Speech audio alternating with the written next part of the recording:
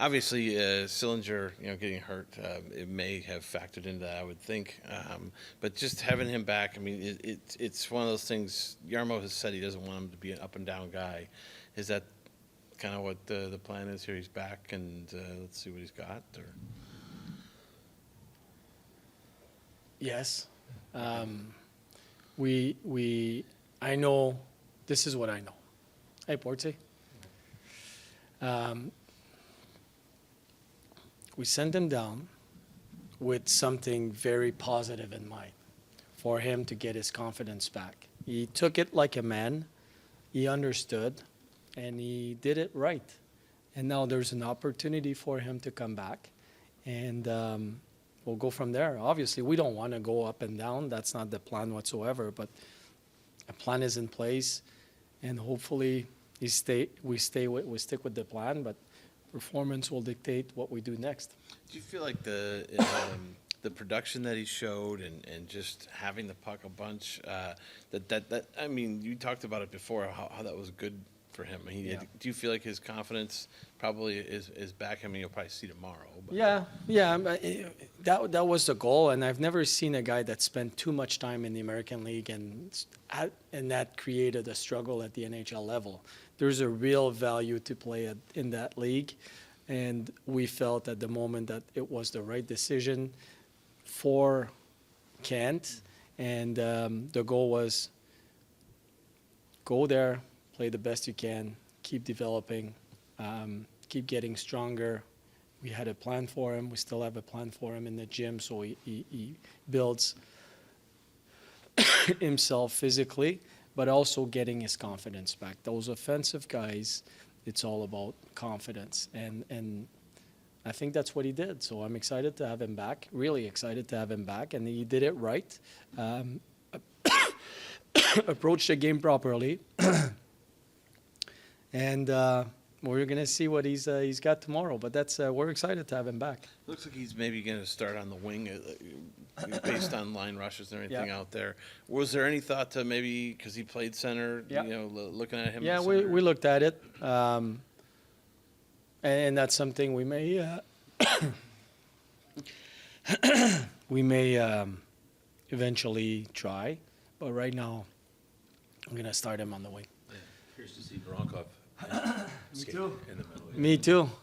We know he's played center in the past. We know he's decent on faceoffs, the ones he's got here. A short sample here, but he practices it after our practices. But he's such a smart player. So I think it might work. So we'll see. I know you're concerned about his foot speed at the start. Yeah.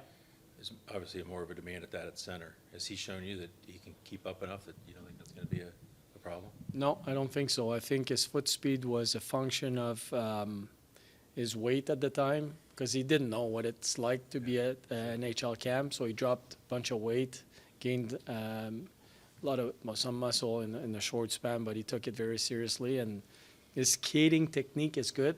Yeah.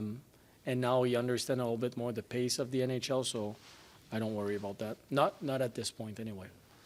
Is it nice to, or like, it would be curious to see you get 3 Russians on the same line.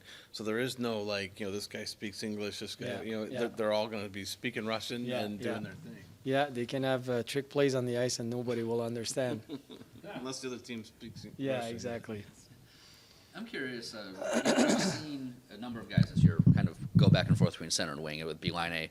I think Fantilli may have done it a little bit. I think KJ as well. But you've talked about how in your system, kind of once the puck is out there, there's guys that it's kind of interchangeable. But how big of a switch is it for guys going from one to the other? Do you think it's something that is it difficult for guys to think about on the ice, or is it something that isn't really that big a deal and maybe people overstate it a little bit? No, there's certainly an adjustment.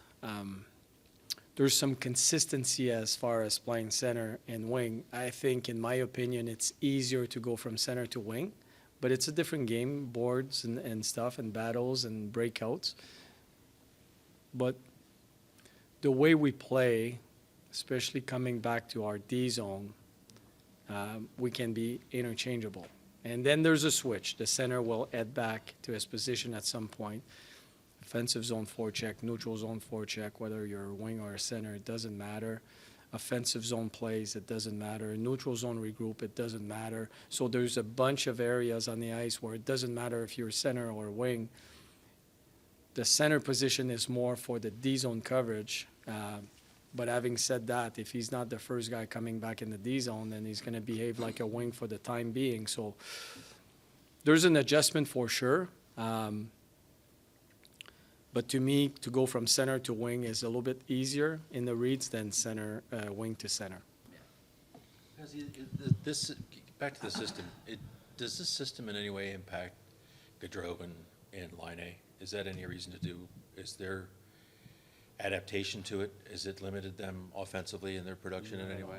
Not at all. No. No, it's not much different than, well, this league is a copycat. Yeah. Like a lot of teams play. There's about, I can, like just for example, the neutral zone forecheck. There's a 1-2-2, there's a 1-1-3, there's a 1-3-1, there's a hybrid 1-2-2 to a 1-1-3, and that's it. O-zone play, everybody wants to bring the puck to the goal line, go low to high, attack the slot. Attacking the blue line, it's net drive. It's all the same. It's a matter of executing it, so I don't think so, and we all do the same thing here. Yeah. And it seems to me, you'll tell me if I'm wrong, that Gaudreau has scored, his game has awakened a little bit. I don't know if the points are there yet, but he's playing more of a Johnny type game. Oh yeah. He's been moving his feet. He's winning battles, stick battles. He's not a physical guy. We all know it, but there's a way to win his battles. He's in position where he should be. Quicker. He's just moving his feet. I think he's building his confidence back up as well. Yeah, and Laine maybe has not. What's the? Have you talked to him about his puck? It's not management in terms of turning it over, but puck control. Puck control, yeah. Yeah. Do you know what the root of that is? It's confidence. It's all confidence. It's shooting the puck in practices. It's doing it right in practice, and then it's going to come in game. So it could happen the next game. It could happen the game before. It's just a matter of being confident. To me, it's of all the real offensive players I had in the past, the Scheifele and even the young Perfetti that is in Winnipeg, Patrick Laine, Johnny Gaudreau, Kent Johnson. I just mentioned those guys, Kyle Connor, in the past, Evander Kane. It's all confidence. It's all like feeling good about what you can bring and feeling good with the puck. Yeah. Johnson's recall, is that for his development purely, or is it for your need purely? In other words, You're deep. You're deep. Does he get recalled if Sillinger doesn't get back? Oh, he's getting a recall soon, regardless. But it was a matter of time. Okay. Yeah. You talk about goal scorers.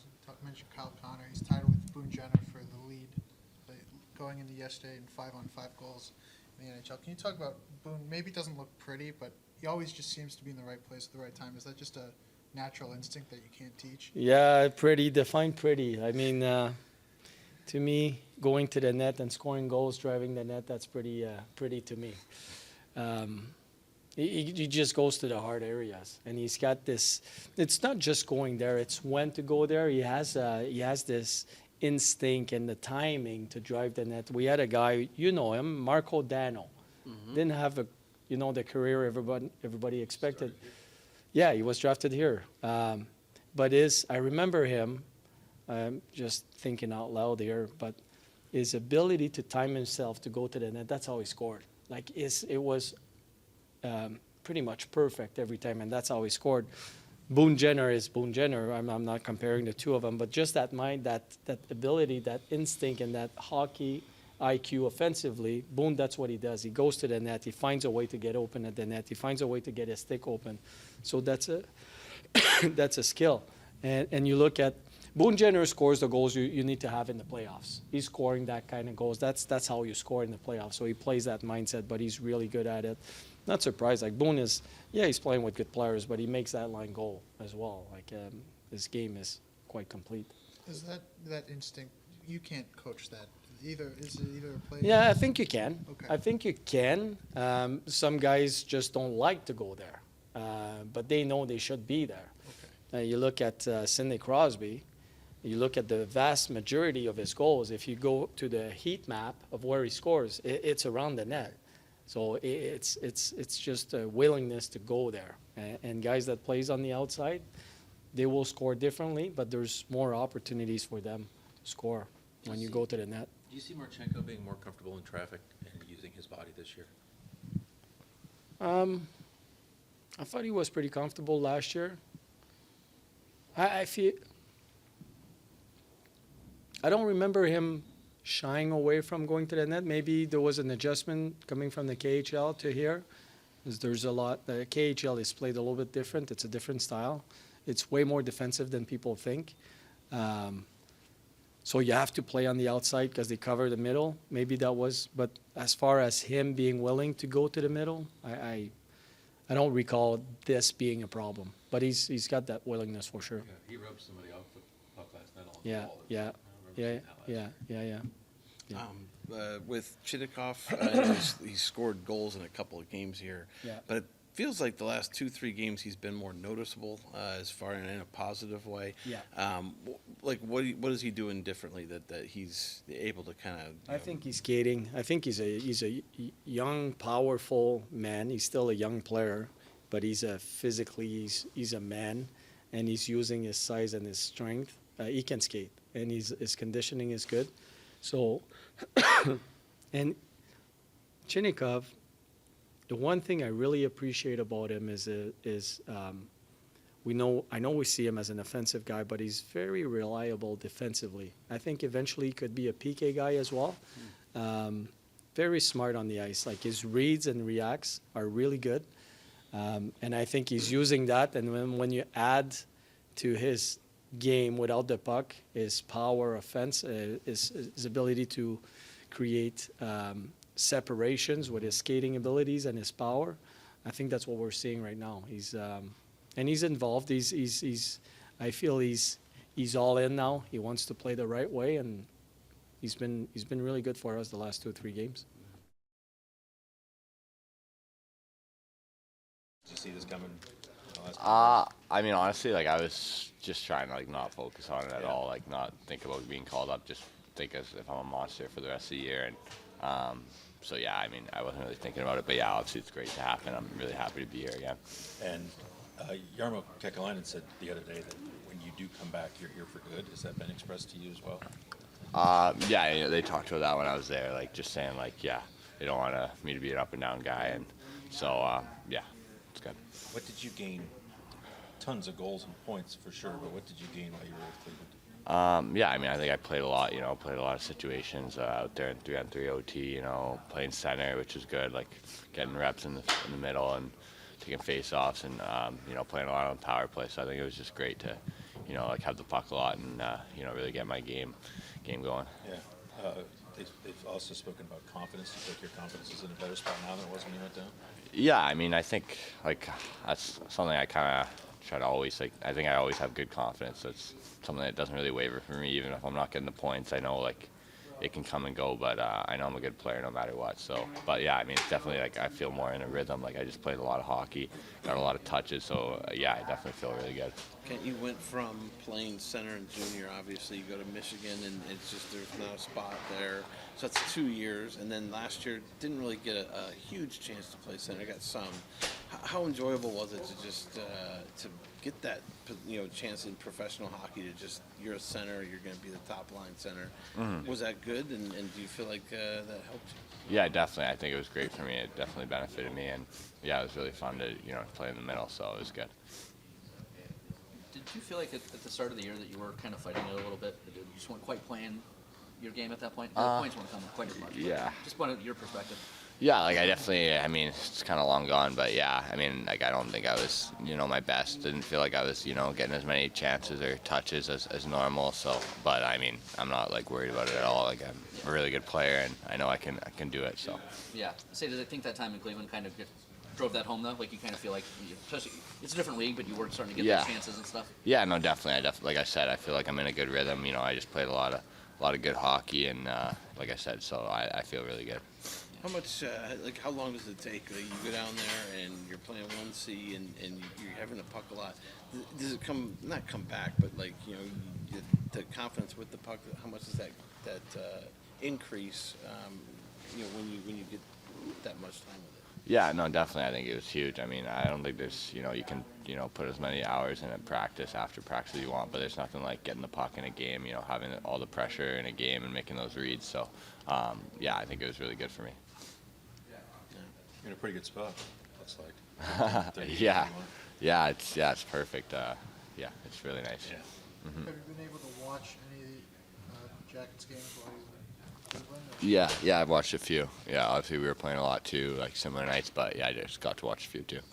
Is pace of game and speed the biggest difference that you noticed between NHL and AHL? I'm not sure. Like, I think sometimes, you know, guys are, I don't know if pace is the biggest thing I noticed. You know, guys are maybe a little less structured, running around a bit more, like trying to hit everyone a lot. And so there's sometimes more space because of that. So I don't know if I'd say it was the pace that I noticed the most.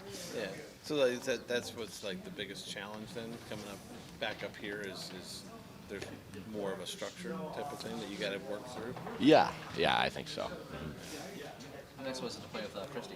Yeah, it was awesome. Like, you mean, obviously one of my best friends in the world, like from band. So, yeah, it was really fun to play with him. I think we had a couple of really good plays together, and he was finding me a lot. Like, he was always looking for me, and I was looking for him. So it was good. How'd you like being there with you know, Vogues and Testy and those kind of Yeah. guys? Do you like the coaching staff there? Yeah, they were awesome. Like, they were really good guys and great coaches for me. So, yeah, I couldn't have asked for better staff down there. You know, even Ben Eves, I was in the gym with him a lot, and he was awesome with me. So it was great. When did you get the call? Did you get time for goodbyes? Yeah, I got time for goodbyes this morning. I had to pick up my gear there, so